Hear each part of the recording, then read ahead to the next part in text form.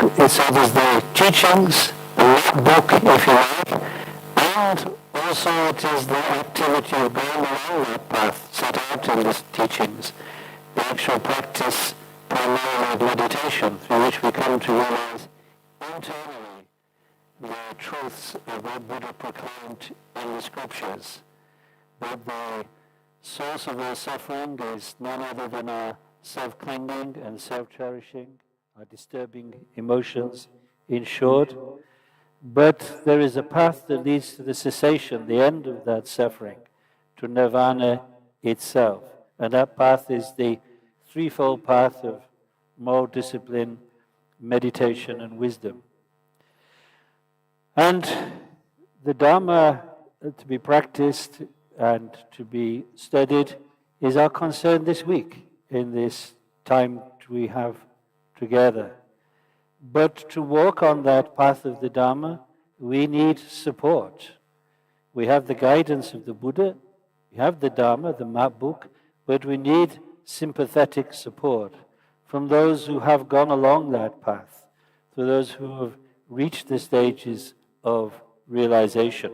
In short, the great bodhisattvas who form the noble Sangha, the pure Sangha, the pure companions.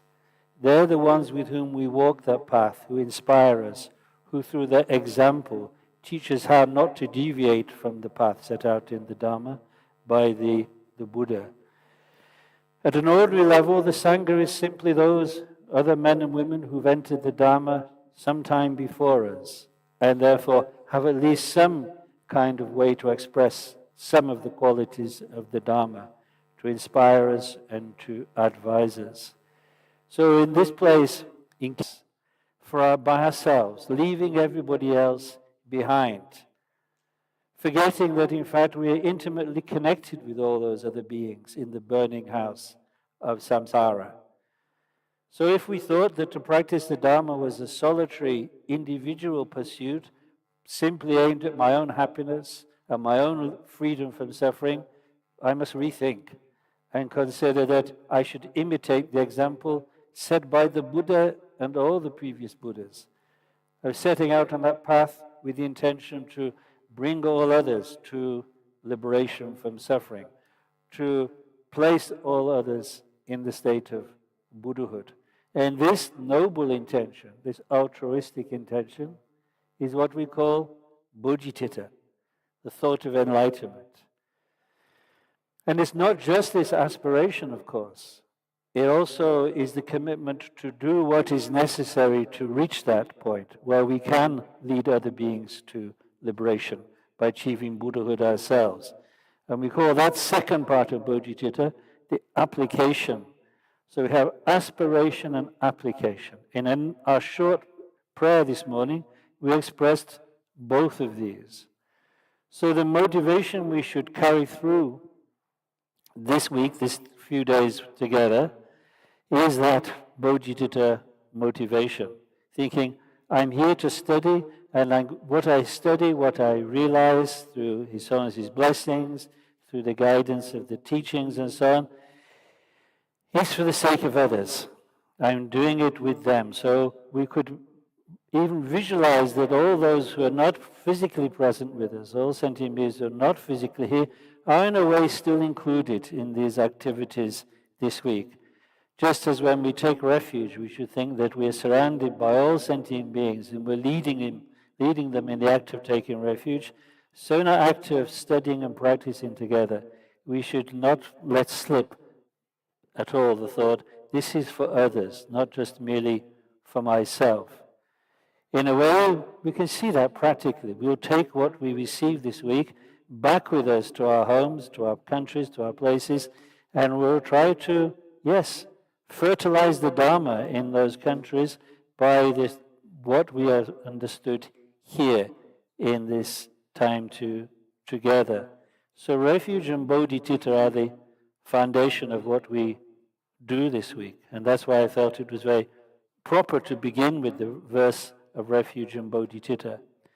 And we added to that also the verse of supplicating the glorious Lama to bestow the accomplishments upon us. And that, as I already said, the view of in Vajrayana, the view of the Lama is that he is or she is none other than the three jewels. And for us in the Karmakaju, that's most powerfully expressed in the person of His Holiness the Karmapa, who in 17 incarnations now has guided this tradition, this precious tradition of the teachings of Maitripa and Naropa, of Mapa, of Mula, of Gampopa, of all the line of the Karmapas and Shamas and Jamgons to this present day. So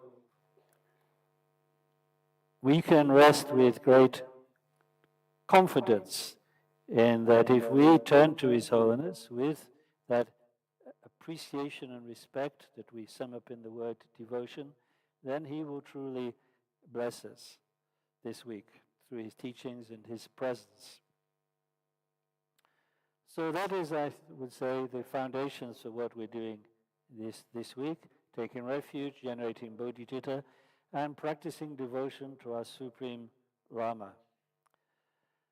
Now, to say something about the week's teachings, because I think that's probably the purpose of this introductory time this morning, we might say,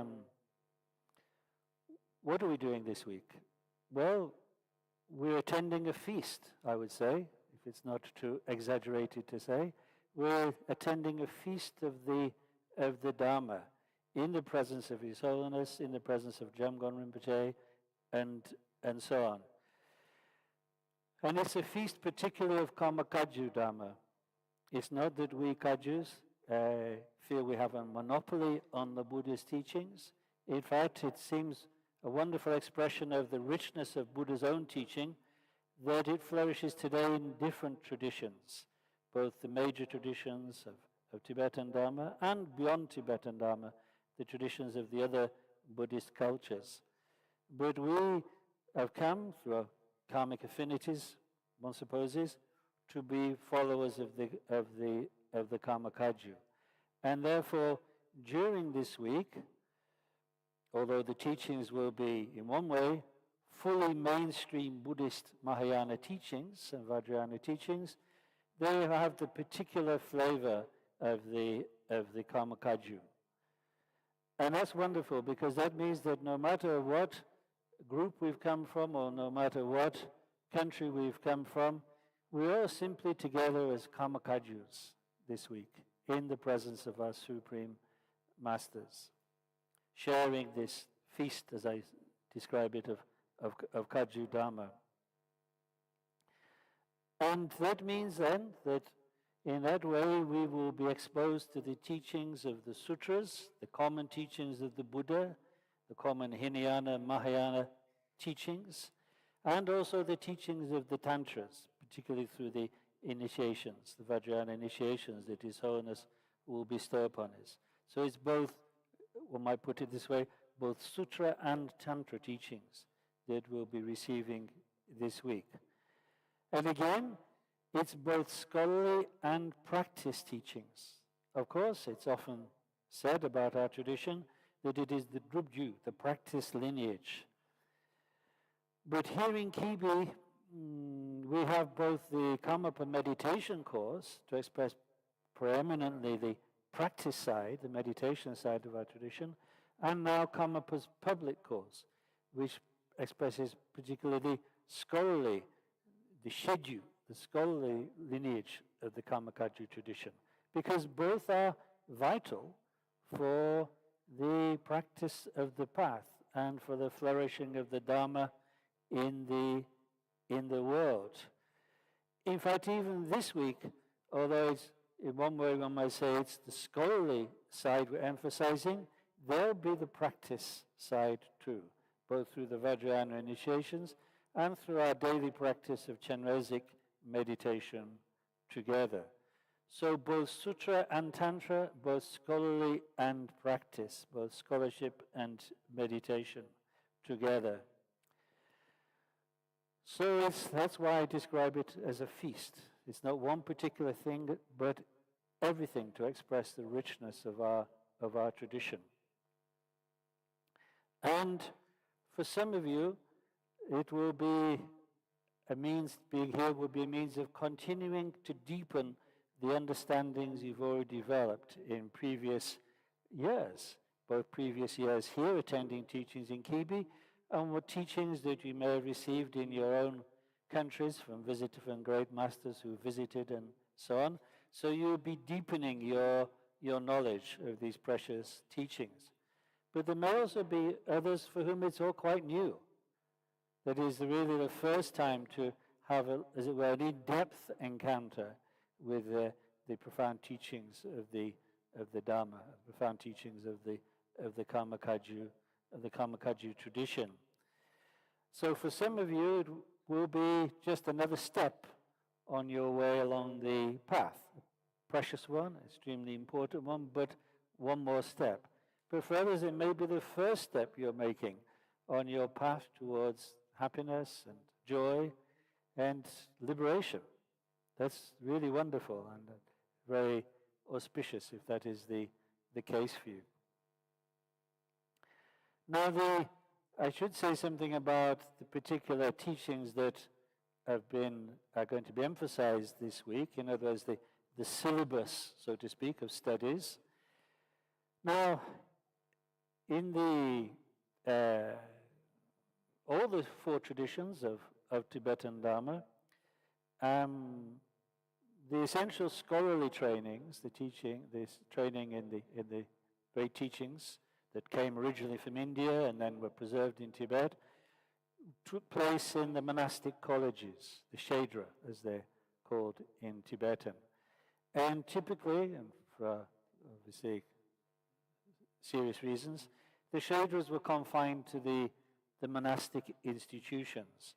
So a young monk, nowadays actually, young nuns, would spend several years in the Shedra, equivalent to a kind of university study, really, but different from university study in that it was rooted in the Buddhist values of refuge and bodhicitta.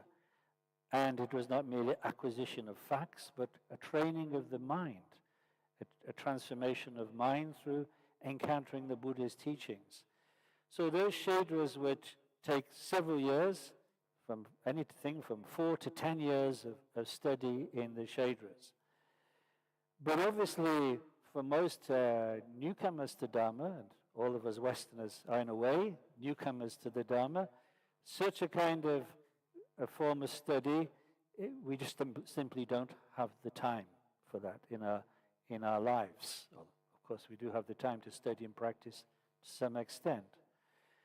So, therefore, the course at Kibi this week is, one might say, a kind of a condensed Shedra, a mini Shedra, to use that ugly kind of expression which I just invented and immediately regret having invented. But that's what it is. So, therefore, for instance, in the classical Shedras of the Tibetan monasteries, you'd have 5 or 6 main topics would form the syllabus. The study of the paramita, the perfection vehicle, the teachings on the Bodhisattva path, in short, the Bodhisattva path of Mahayana in its vast and profound dimensions. And you'd have the study of the Madhyamaka, the principal philosophical school of Mahayana Dharma, through which we develop the correct view, the correct understanding, at least intellectually speaking, of the nature of reality. We dispel our doubts and errors about the nature of reality through studying the Madhyamaka. We have the study of the Abhidharma, the further Dharma, the analysis of the Buddha's teachings itself in great depth, where all the various topics are considered and analyzed, where the nature of conditioned phenomena are studied, as well as some kind of introduction to the unconditioned nature of reality. So that would be a third topic. We'd have the Vinaya, the study of the monastic discipline. We'd have Pramana, the study of logic and epistemology. And in some shadras at least, there'd also be a sixth topic, which was the systematic study of the Vajrayana. Well, we can't cram all that in this week, let alone 10 years worth of study of it. But nevertheless, there's some kind of representation of the richness of the Shadra here. One might say it's kind of three things that we're essentially studying, three of these topics that we're essentially studying this week. First, we have the paramita, the Mahayana Bodhisattva path. Now, in the Shadras, that would be studied through 5 or 6 classical Indian texts with their Tibetan commentaries. But here we have perhaps the most important of all of those Mahayana Bodhisattva teachings, the Bodhisattva Charivatara by Shantideva, entering the conduct of a Bodhisattva. This wonderful, extremely moving, 1,000-verse long text composed in the 7th century by the Indian master Shantideva. In it, Shantideva teaches us essentially how we generate bodhicitta, how we generate that supremely altruistic attitude of setting out on the path for the benefit of others. Therefore, he teaches us the Bodhisattva vow itself. And having taught the Bodhisattva vow, then he teaches how to fulfill that Bodhisattva vow through the practice of the 6 paramita, the 6 transcendental virtues, the 6 perfections, as we usually translate this term into English. Beginning with the practice of the perfection of giving and moral discipline, which are not named as titles within the Bodhisattva, but are present there, and then following through with the practice of perfection of patience, of effort, of meditation, and finally the perfection they're all leading to, and which makes them perfections, none other than the perfection of wisdom.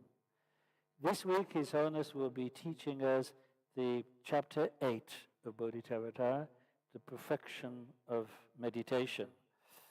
His Holiness has been gently and gradually guiding us through the preceding chapters, both here in Kibi and elsewhere on his tours.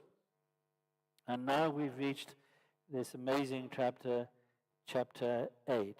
I'll say nothing further about it, because I don't want to spoil in any way, give any spoilers away, but it will give us everything we need to create the foundation for the final flowering of wisdom, and with that the completion of the Bodhisattva path.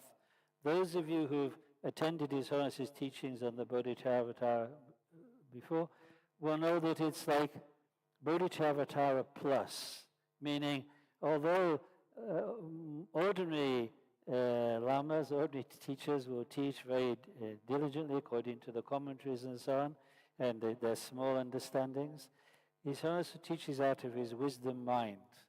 So that's why I say it's Bodhisattva plus. Those who've been here before will know exactly what I mean by that. So you can look forward to that with great joy and great anticipation. So that is the parameter, how it will be present here this week, that dimension of the Shadra studies. I mentioned the second subject, which is what we call in Sanskrit pramana, or in Tibetan sema. Geshe Lobsang, Khenpo Lobsang will be here this week, this 9 or 10 days, continuing from last year with these teachings on sema.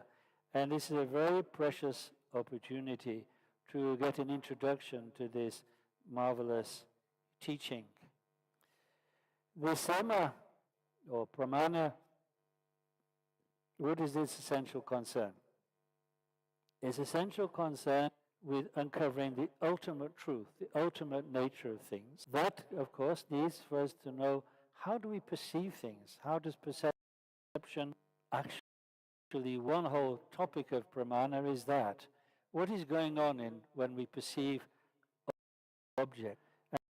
And how can we relate between at least relatively speaking, validly perceived objects and just complete confusion. How do we develop certainty about that? And what role does language have to play in designating what is actually valid and what is invalid? And that, of course, leads then to this point about how do we establish, with regard to Dharma teachings themselves, their validity? Are they relative truth? Are they ultimate truth? What is the basis for saying a Dharma statement is correct and must be accepted, and what is the basis for rejecting certain statements? How to discriminate in other ways? Now, of course, in Dharma, beginning with the Buddha himself, the question of validity, of validating, confirming the truth of the teachings has been uppermost. Why would you accept the advice of a doctor to take a particular medicine if you couldn't trust his analysis and his prescription? And of course, Buddha made it very clear that he didn't want people to accept and follow his teachings out of blind faith, out of simply respect for him as a person or as a master or as a guru. Rather, he enjoined his followers to examine the teachings for themselves. In a famous analogy, he said, like somebody testing the purity of gold, you have to test it for yourself. So it is with the Dharma. So that means that our study with the Dharma, we cannot sail blindly with simple faith because such and such a teacher is so good or so impressive or whatever. We have to finally make that analysis for ourselves to see the validity of the teachings. And in Dharma it's said, and this is what Pramana shows us, there's really only two bases for true certainty about the statements made in the Dharma. Those are direct perception through undamaged senses and reasoning, inferential reasoning, reasoning from evidence to see the underlying causes. This is how we prove, for instance, the truth of rebirth.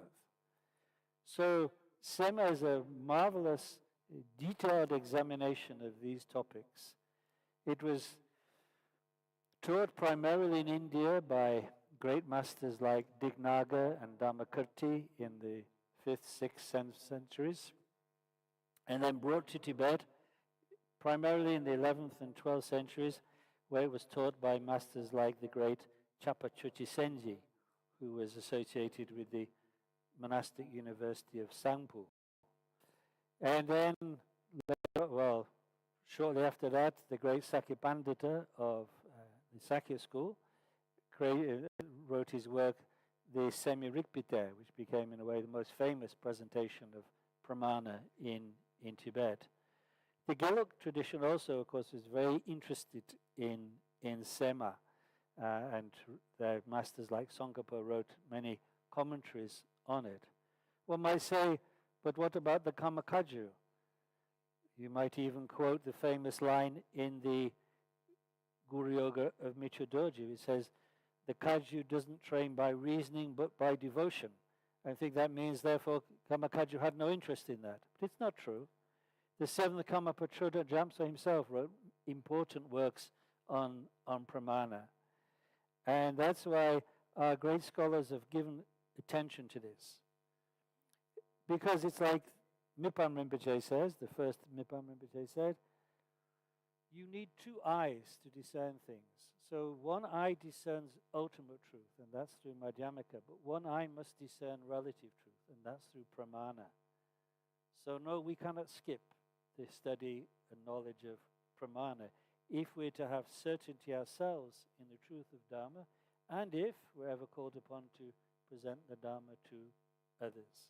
So that's the role of pramana. That's roughly what it's about. But then, I mentioned Madhyamaka, and the study of Madhyamaka is one of those key topics of the Shedra that I mentioned. So that's present this week too. Now, with regard to Madhyamaka, it's usually said the Madhyamaka, the middle way school, is the supreme of the four philosophical schools of Dharma, or 4 systems of tenets, as we call them, Siddhanta in Sanskrit, Drupta in Tibetan.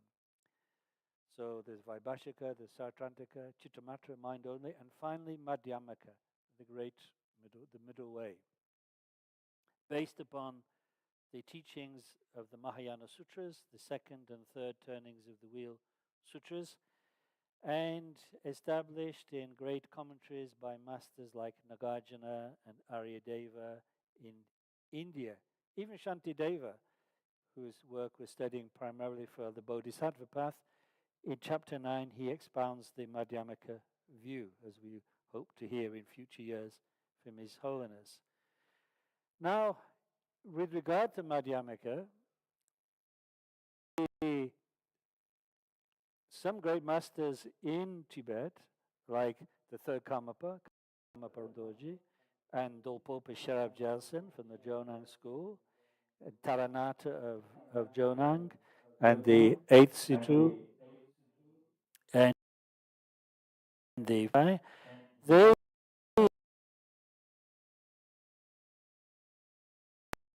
the kind of common way, one might say, which is following Nagarjuna's main texts, and is concerned mainly with the perfection of wisdom sutras, expounding emptiness, and an uncommon way of presenting the Madhyamaka in alignment with the third turning, the sutras of the so-called third turning of the wheel, in which the principal topic is Buddha nature.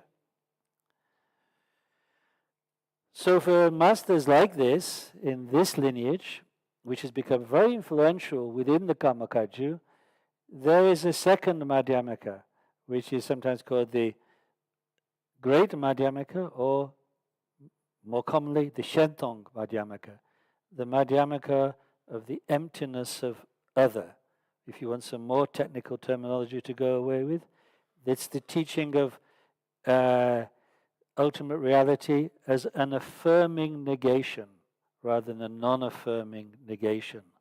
The affirming negation meaning that when you've realized through the general teachings of Madhyamaka that all conditioned phenomena, your 5 aggregates, your delusions, so-called external objects, that all these are actually empty of any intrinsic nature, are in a way simply dreamlike fictions, that what remains unnegated, because it is the fundamental nature of your mind, the fundamental nature of reality, is the Buddha nature, not created, not produced, unconditioned, but absolutely real. That is the Buddha nature, which exists in the mind of all beings, and is the very reason why we can actually achieve Buddhahood. So that is the key teaching of the second stream of Madhyamaka, the Shentong Madhyamaka. And that will be present this week. Fittingly enough, I mentioned that the first Jamgon Control Lodro Thaye in the 19th century, was very much associated with this second line of Madhyamaka. In fact, at a time when there had been kind of great obscurations had arisen in kind of Tibetan political, religious, and cultural life, which had, in a way, diminished or obscured the teachings of the Shentong Madhyamaka, Jamgon Kongtrul Lodro Thaye was one of those who brought it back to preeminence in his great commentaries, particularly on the works of the third Karmapa, and his commentary on the Uttara Tantra Shastra, the Shastra of Supreme Continuity, the Indian work given by the Bodhisattva Maitreya to Asanga, which is in a way the key text of the whole Shentong system. Kongtrul Lodro Thaye wrote amazing commentaries on those. So therefore it's wonderful that this week the 4th incarnation of Jamgon Kongtrul will be here to teach Shentong through teaching the topic of Buddha nature based upon the third Karmapa's 2 works, Namshi Yeshi, discriminating consciousness from primordial wisdom, and the showing the heart of the Tathagata, the Nyingpo Tempa. These are 2 short works by the 9th Karmapa, but believe me, when you add the commentaries of the first Jamgon Kongtrul to them, they're no longer short. So it will be an act of magic and wonderful blessing that His Eminence will bestow those upon us this week. more pedestrian teachers take kind of somewhat longer to do that. But also alongside Jamgon, the fourth Jamgon Control's exposition of those great teachings, I will continue myself with the exposition of yet another work composed by the first Jamgon Control, the guide, the Rays of the Vajra Moon, or as it's called, the guide to the meditation upon the view of Shentong. So that we began it last year, but at the, tomorrow I'll give a kind of summary of what we've done already for those who are new, and even for those of us who are old hands at this now. It's always good to return to the beginning, because we'll find more treasure there. When we return to the beginning, we find that the depths of the Buddha's teachings are truly inexhaustible. So that is the presence of Madhyamaka this week. So we have the paramita, we have the sema, and we have the Madhyamaka. But we have more, of course, because we have the Vajrayana. Now the Vajrayana can be studied in a scholarly way, and as I said, some Shedras did present scholarly examinations of the Vajrayana, but in fact, to study and practice Vajrayana, in essence, requires the reception of initiations. As is said in the Mahamudra Tilaka Tantra, to think that one can gain accomplishments through Vajrayana practice without receiving initiation is as foolish as thinking one can make butter from sand. It cannot happen. And therefore, for that, we need to be in the presence of a Vajrayana master, a supremely qualified one, if possible, and we are this week in the presence of His Holiness. So His Holiness will bestow 2 Vajrayana initiations on us this week. This afternoon, His Holiness will bestow the initiation of the goddess of long life and wisdom, White Tara, and then at the end of the time together, His Holiness will bestow upon us the initiation of Chenrezig, the embodiment of the compassion of all Buddhas. And having received those initiations, then we'll be qualified to apply the practices, whether in a very short way or in a more detailed and disciplined way. I'm sure His Holiness will give us just the perfect advice about that when He teaches. So it's therefore both if it's a Shedra, it's a Shedra with both Sutra and these Tantra teachings in the sense of these initiations.